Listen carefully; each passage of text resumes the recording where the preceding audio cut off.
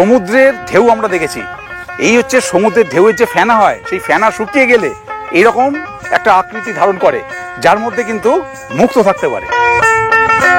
ঝিনুক সমুদ্রের ধারে বেড়াতে গেলে কম বেশি আমরা প্রায় সকলেই কুড়িয়ে থাকি, আবার সেগুলোকে কখন যেন ফেলেও দিই। কিন্তু এই ঝিনুকগুলো দিয়েই শিল্পীরা তৈরি করে চলেছেন নানান রকম আকর্ষণীয় জিনিস। এই বাংলাতেই আস্ত একটা গ্রাম আছে যেখানে সকাল থেকে রাত অবধি চলে এই কাজ। আর এটা 5 টাকা, এটা 5 টাকা, আর এগুলো 4 টাকা, এরকম সাইজের দেন। হঠাৎই হাজির হয়ে গেছিলাম সেই গ্রামে। এত ঝিনুক কোথা থেকে আসে, কি করে এইসব জিনিস তৈরি হয়, কারা তৈরি করেন, সব কিছু দেখে এলাম। আর সেই সবই আপনাদের সঙ্গে শেয়ার করব আজকের ভিডিওয়ে।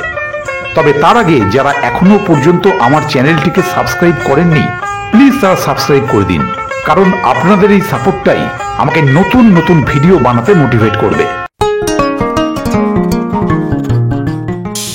তাম্রলিপ্ত এক্সপ্রেসের টিকিট কেটেছিলাম, এই যে এসি চেয়ার কার, কিন্তু তাম্রলিপ্ত এক্সপ্রেস হাওড়া থেকে 6টা 45-এর জায়গায় আজকে ছাড়ছে বেলা 10টায়, মানে 3 ঘন্টা 15 মিনিট লেট, যার জন্য সাঁতরাগাছি থেকে একটা লোকালে চেপে নিলাম, দীঘা লোকাল। এটা অনেকে হয়তো জানেন না, যারা দীঘা যাবেন তারা যদি মনে করেন যে বাসে যেতে অসুবিধে আর তাম্রলিপ্ত যদি এক্সপ্রেস যদি লেট করে, তাহলে আপনারা সাঁতরাগাছি থেকে কিন্তু দীঘা লোকাল পেয়ে যাবে। সেটা কিন্তু মেচেদা হয়ে যাচ্ছে, বলবে সাঁতরাগাছি টু মেচেদা দীঘা যাবার লোকাল। এটা হচ্ছে 6টা 45-এ সাঁতরাগাছি থেকে ছাড়ে। এই ট্রেনটি কিন্তু হোয়াট ইজ মাই ট্রেন অ্যাপসে আপনি পাবেন না। হাওড়া থেকে মেচেদা, পাঁশকুড়া, খড়গপুর, মেদিনীপুর, উলবেড়িয়া বা আমতা লোকালে করে সাঁতরাগাছি চলে আসুন। আর সাঁতরাগাছিতেই দেখবেন অ্যানাউন্স হবে সাঁতরাগাছি টু মেচেদা দীঘা যাবার লোকাল 6টা 45-এ ছাড়বে। ট্রেনটি প্রত্যেকটা স্টেশনে দাঁড়ালেও খুব বেশি সময় কিন্তু নেয় না। 10টা 15 নাগাদ পৌঁছে যাই দীঘার 2টো স্টেশন আগে রামনগরে। আপনারা আসতে চাইলে কিন্তু এই রামনগরেই নামবেন। আমি নামলাম রামনগরের পরে, আর দীঘার ঠিক আগের স্টেশন টিগরাতে। টিগরা স্টেশনে নেমে একটু জাস্ট হেঁটে চলে এলাম, জাস্ট এই রেলওয়ে যে গেটটা, এই যে দেখুন গেটটা কাছে, এই জায়গাটার নাম হচ্ছে বিরামপুর। এখান থেকে টোটো পেয়ে যাবেন, টোটোকে বলতে হবে মেদিনীপুর গ্রাম যাব। টোটো ভাড়া নেবে মোটামুটি 25 টাকা মতো পার হেড, 25 থেকে 30 টাকা। কিন্তু আমি এই দাদার সঙ্গে যাব, দাদা আমাকে আনতে এসছেন ওখান থেকে। গ্রামটার নাম হচ্ছে মেদিনীপুর গ্রাম। গ্রাম বাংলার এই চিরসবুজ রূপ সর্বদাই আমার ভীষণ পছন্দের। তাই গ্রামে প্রবেশ মাত্রই মনটা ভরে উঠল সতেজতার আনন্দে। মিনিট 5-এর মধ্যেই পৌঁছে গেলাম গন্তব্যস্থলে। এমন একটা ঝিনুক খুঁজে পেলাম না যাতে মুক্ত আছে, কিন্তু একটা গ্রাম খুঁজে পেয়েছি যেখানে ঝিনুক আছে। এই হচ্ছে ঝিনুক গ্রাম। এখানে যাব এবং সব কিছু আপনাদের সঙ্গে শেয়ার করব। চলে এসেছি পূর্ব মেদিনীপুরের মেদিনীপুর গ্রামে। এখানে ঝিনুক দিয়ে বিভিন্ন রকম জিনিস তৈরি হয়, ঠাকুর, খেলনা, নানান রকম আয়না, বিভিন্ন রকম জিনিস। তাই এখানে এই শিল্পী দাদা গৌরাঙ্গ পাল মহাশয়, ওনার বাড়িতে এসেছি। উনি একজন ঝিনুক দিয়ে বিভিন্ন রকম জিনিস তৈরি করেন, উনি একজন শিল্পী। উনি আমাকে ইনভাইট করেছেন, দেখলেন যে বাইক উনি পাঠিয়েছিলেন আমার আনার জন্য। অনেক অনেক ধন্যবাদ দাদা। যাই হোক, এই গ্রামটা ওনার সঙ্গে ঘুরে দেখব, এবং শুধু তাই নয়, ওনার বাড়িতেও যাব, ওনার হাতের কাজ দেখব এবং আপনাদের সঙ্গে সব কিছু শেয়ার করব। সঙ্গে থাকুন, চলুন। গৌরাঙ্গবাবু অত্যন্ত যত্নের সঙ্গে আমায় বাড়ি নিয়ে গেলেন, এবং বাড়ি ঢুকতেই চোখে পড়ল ঝিনুক দিয়ে তৈরি নানান রকম জিনিস।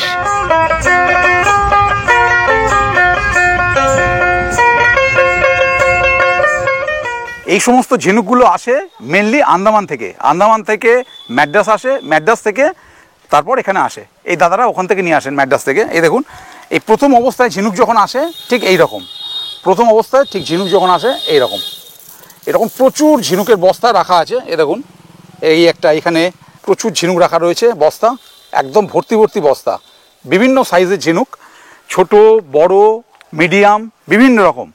আরও একটা মোস্ট একটা ইন্টারেস্টিং ব্যাপার হচ্ছে এই যে এই ব্যাপারগুলো দেখুন, এইগুলো হচ্ছে সমুদ্রের ফেনা। দেখুন এইগুলো রাখা আছে, দেখুন এইগুলো সমুদ্রের ফেনা মেনলি।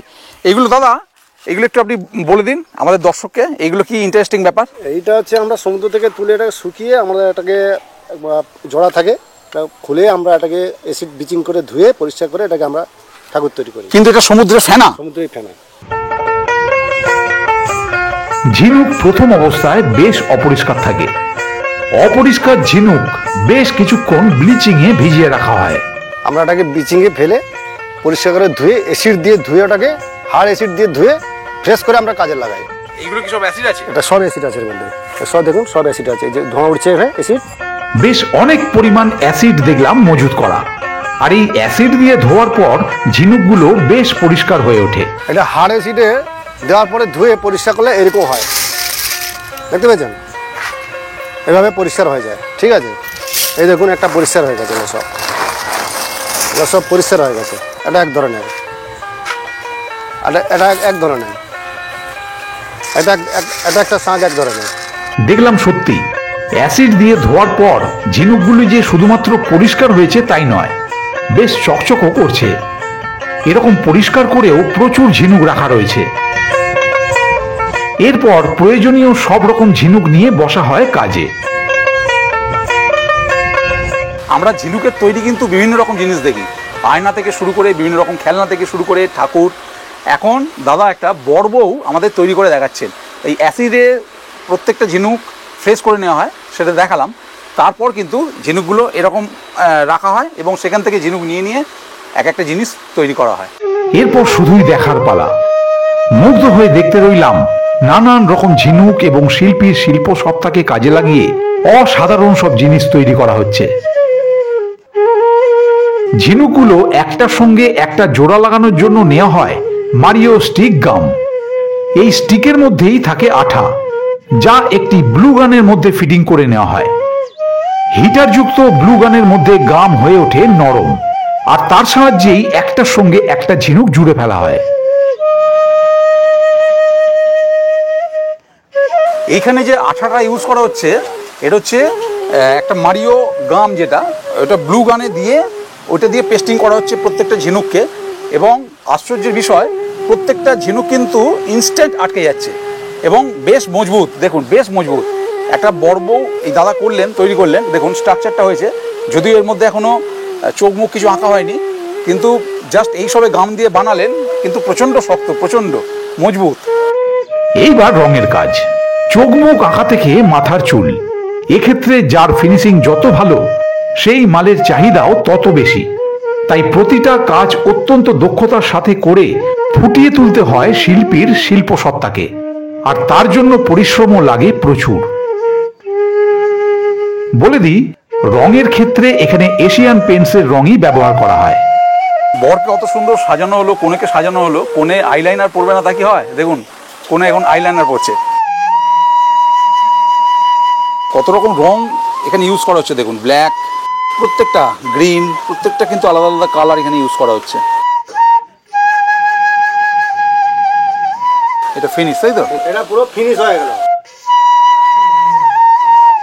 কাজ সম্পূর্ণ ফিনিশ হয়ে গেলে করা হয় প্যাকিং। একটা একটা করে প্যাকিং করাটাও বেশ খাটুনির কাজ। আচ্ছা দাদা, আপনাদের এখানে কি কি তৈরি হয় ঝিনুকের?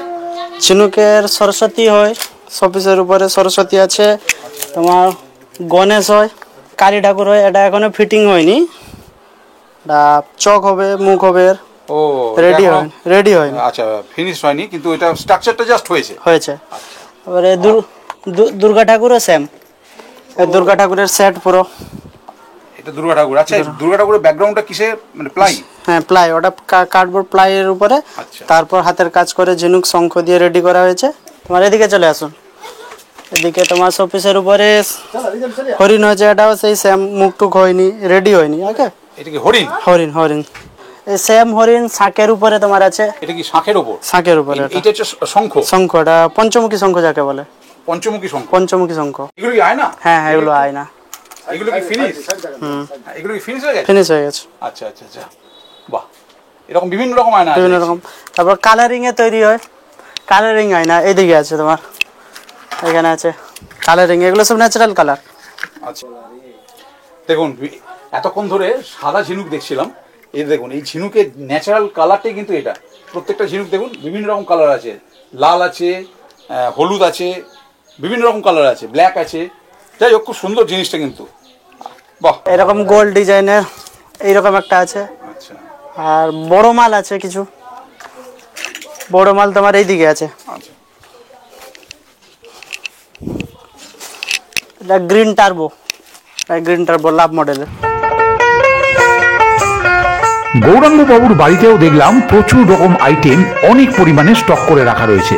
আর মালগুলো যায় দীঘায়, বকখালিতে, সাগরদ্বীপ, বিহার, বালেশ্বর, উড়িষ্যা। আচ্ছা, সমুদ্রের ধারে যে আমরা বিক্রি হতে দেখি যে ঝিনুকের সরস্বতী বা ঝিনুকের কিছু বিক্রি হচ্ছে, সেইগুলোই কি এইগুলো নাকি? না, এগুলো সেগুলো না, এটা হচ্ছে ইম্পর্টেন্ট জিনিস, ভালো জিনিস, আমাদের ভালো আটা দিয়ে তৈরি হয়, এটা খুলবে না, একদম শক্ত জিনিস। আর যারা ফুটে যারা বিক্রি করছে ওরা ওখান থেকে কুড়িয়ে মুড়িয়ে ওগুলো খুলে যায়, এগুলো সস্তা জিনিস, এগুলো ভালো হয় না। ও, ওইগুলো লোকাল, যেগুলো আমরা দেখতে পাই ওগুলো লোকাল জিনিস, লোকাল নিজেরাই তৈরি করে। কিন্তু এইসব মালগুলো একদম পারফেক্ট জিনিস, এক্সক্লুসিভ মাল, একদম একদম ওই বড় বড় দোকানে বিক্রি হয়। স্টলে, বড় বড় দোকানে স্টলে সব পাওয়া যাবে। এটা হচ্ছে আমার অরিজিনাল জিনিস, এটা হচ্ছে অরিজিনাল ন্যাচারাল কালার। আচ্ছা, এটা হচ্ছে আয়না, এইগুলো সব অরিজিনাল ন্যাচারাল কালার, এটাও সব ন্যাচারাল, সব ন্যাচারাল, কোনো কালার করা নেই, সব ন্যাচারাল কালার আছে। একটা কোথাও দাম বেশি দেখলে ভাবি বাবা এখানে এত দাম, কিন্তু রিয়েলি দামটা যে বেশি কেন নেওয়া হয় সেটা হচ্ছে এই সমস্ত জায়গায় এরকম ঘুরে যদি না ঘুরতাম বুঝতে পারতাম না। এনারা এত সুন্দর সুন্দর গাম ইউজ করছেন, এত মজবুত যে এটা খোলার কোনো উপায় নেই। কিন্তু কম দামি যে জিনিসগুলো, যেগুলো দীঘার পাড়ে, সমুদ্রের পাড়ে বলুন, বা যে কোনো পুরীর সমুদ্রের পাড়ে যেগুলো বিক্রি হয় বিচে, সেগুলো কিন্তু গাম অত ভালো নয়। আমি নিয়ে এসেছি বহুবার, সেগুলো কিন্তু ঝিনুকগুলো একটা থেকে একটা খুলে যায়, আনতে আনতেই খুলে যায় ট্রেনের মধ্যে, তারপর তো বাড়িতে আনলে কিছু থাকেই না। কিন্তু এসব জিনিসগুলো আমি হাতে নিয়ে দেখছি, সত্যি দামও যেমন একটু হয়তো বেশি, কিন্তু জিনিসটা কিন্তু প্রচণ্ড মজবুত, যেমন কিনবেন সেরকমই থাকবে। দুপুরবেলা স্নান খাওয়ার জন্য প্রতি বাড়িতেই এই কাজ বন্ধ থাকে। আমাকেও গৌরাঙ্গবাবু স্বগৃহে অতি যত্নের সহিত মধ্যাহ্ন ভোজন করালেন। ওনার আন্তরিক আতিথেয়তায় আমি আপ্লুত। বাড়ির চারদিকে ছড়িয়ে রয়েছে কাজের নিদর্শন। এগুলো প্লাইউড, এগুলো মাপ অনুযায়ী কেটে আয়নার ব্যাক সাইডে লাগানো হয়। একটু রেস্ট নিয়েই বেরিয়ে পড়লাম গ্রামটা ঘোরার উদ্দেশ্যে।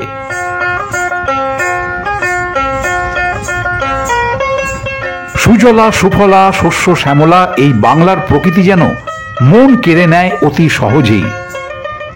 ঋতুচক্রের আবর্তে প্রকৃতিতে এখন গ্রীষ্মকাল বিরাজমান, তাই গরমে একটু কষ্ট হলেও প্রকৃতির অপার সৌন্দর্য যেন সেই কষ্ট লাঘব করে দিচ্ছে নিমেষেই। খাওয়া দাওয়ার পর বৌদি একটু ওনাদের বাগানটা ঘোরাতে নিয়ে এসছেন, ঘুরিয়ে দেখাচ্ছেন আমাকে। দুর্দান্ত দুর্দান্ত, এত আম বাগান, আর প্রত্যেকটা গাছে আম ভর্তি, দেখতেই পাচ্ছেন প্রত্যেকটা গাছ। দেখুন এইবার কত আম হয়ে রয়েছে, দেখুন কত আম হয়ে রয়েছে। ঝিনুকের কাজের নিদর্শন যেন সারা গ্রামে ছড়িয়ে রয়েছে। বাড়িগুলোর সামনেই পড়ে রয়েছে কাঁড়ি কাঁড়ি ঝিনুক। আচ্ছা দিদি, এটা কি বানাচ্ছেন? এটাই রাধাকৃষ্ণ ঠাকুর বানাচ্ছে। পুরোটাই কি ঝিনুক দিয়ে? হ্যাঁ, পুরোটাই ঝিনুক দিয়ে। ঠাকুরটা আছে পাথরের, আর ঝিনুকটা দিয়ে সাজানো হবে, ফুল টুল দিয়ে সাজাতে হবে আর কি। আগে ঝিনুক দিয়ে সাজানো হবে, তারপরে ফুল দিয়ে সাজানো হবে। ফুল দিলে আর একটু দেখতে ভালো লাগবে। অন্যান্য অনেক শিল্পের মতো এখানেও পড়াশোনার মাঝে অনেকেই এই কাজের সাথে যুক্ত। আমি এটা মা মনসা ঠাকুর ঝিনুক দিয়ে বানাচ্ছি। ও, মানে তুমি কি মানে এই কাজই করো নাকি না পড়াশোনাও করো? আমি পড়াশোনা করি। কিসে পড়ো? ক্লাস 12-এ পড়ি। আচ্ছা আচ্ছা, মানে এই কতক্ষণ ধরে এই কাজ করো? আমি সকাল যখন টিউশন থাকে না আমার, তখন সকাল 8টার সময় আসি, 9:30 10টার দিকে চলে যাই। আর বিকেলবেলা? বিকেলবেলা 4টার দিকে আসা হয়, 6:30টার দিকে চলে যাওয়া হয় বাড়ি। আচ্ছা, মানে পড়াশোনার ফাঁকে ফাঁকে এই কাজটা করো, তাই তো? না, ছুটি সেরকম কোনো ব্যাপার নেই, রোজই কাজ করতে হয়? রোজই কাটতে হয়, যখন অসুবিধা থাকে তখন বাড়িতে তখন আসি। আর কিরকম এটা আপনাদের মোটামুটি ইনকাম হয়? আপনারা কিরকম পান এরকম? 5-6 হাজার করে ইনকাম হয়।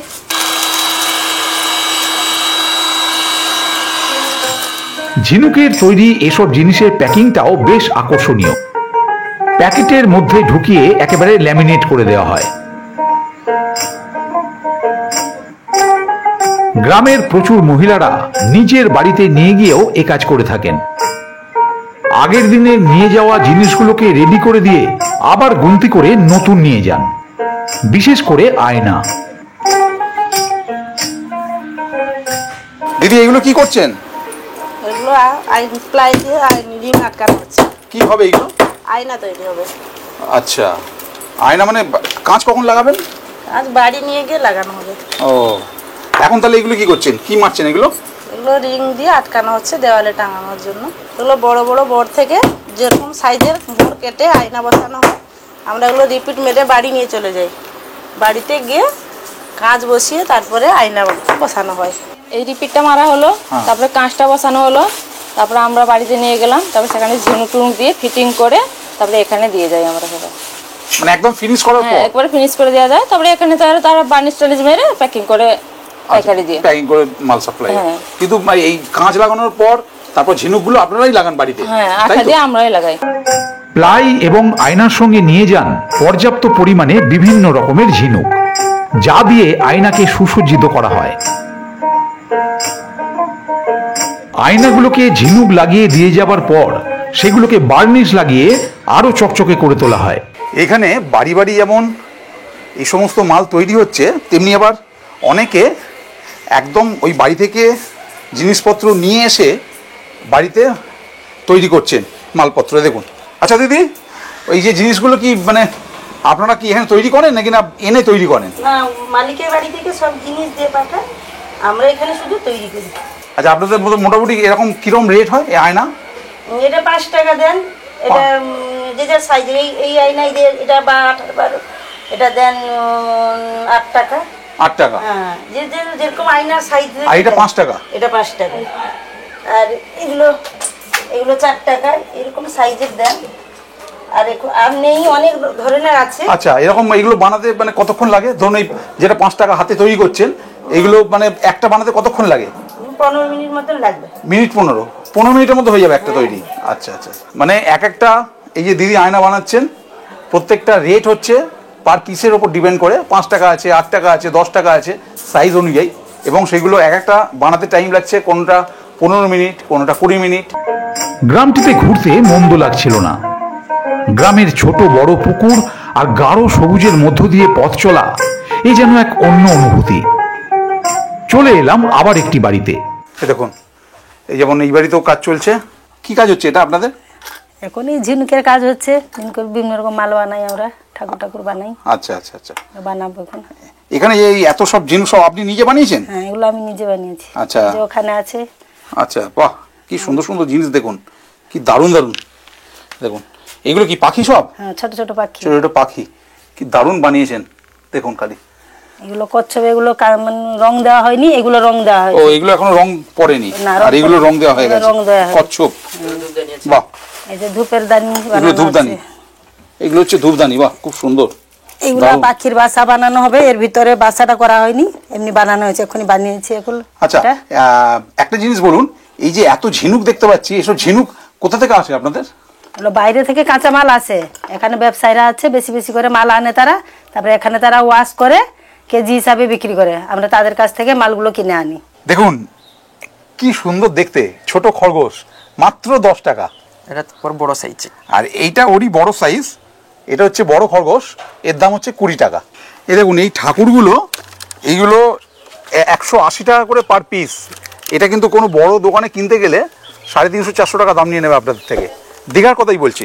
যেমন এটা ধরুন, এটা 120 টাকা, তাই তো? 140 টাকা, 140 টাকা, 180 টাকা পিস। এগুলো কিন্তু দীঘার বড় দোকানে কিন্তু অনেক দাম নিয়ে নেবে।